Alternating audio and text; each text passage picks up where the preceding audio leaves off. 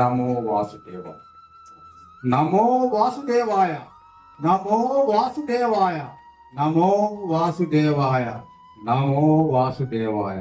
ఈ సత్సంగానికి వచ్చేసిన మహిళామూర్తులకు ధన్యవాదాలు, కృతజ్ఞతలు, కృతజ్ఞతలు, కృతజ్ఞతలు.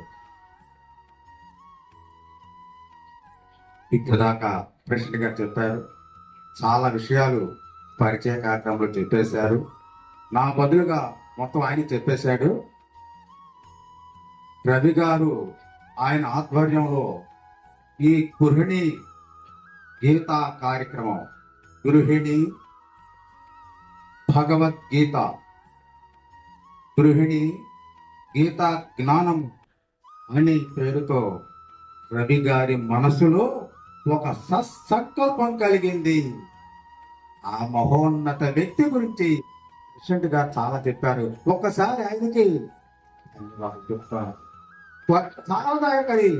ఆయన మనస్సు ఆనందంలో కానీ 1 2 3 1 2 3 1 2 3 1 2 3 1 2 3 ఎంతటి మహోన్నత కార్యాన్ని మనసులో పెట్టుకొని మన అందరినీ తీసుకొచ్చి ఒక వేదిక మీద కలిపాడు. అలాంటి మహోన్నత వ్యక్తికి మనం చాలా రుణపడి ఉన్నాం. ఇక్కడ ఇంతమంది రావడానికి ఒక ఆశ్రమాన్ని స్థాపించి మనం అందరం కూర్చోడానికి ఎంతో సేవ చేస్తున్న రవి గారికి మనం ఎంతో ఎంతో రుణపడి ఉన్నామమ్మా.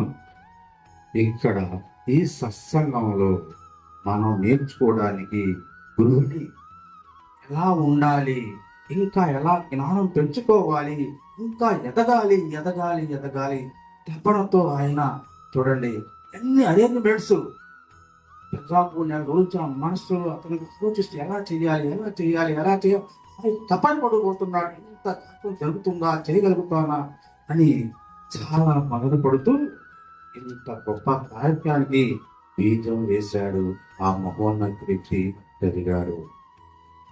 ఇక్కడ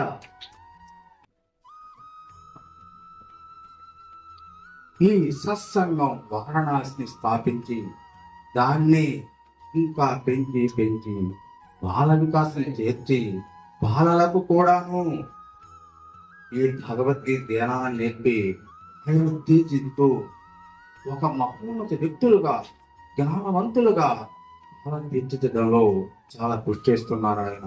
ఆయన ద్వారా మరి భావన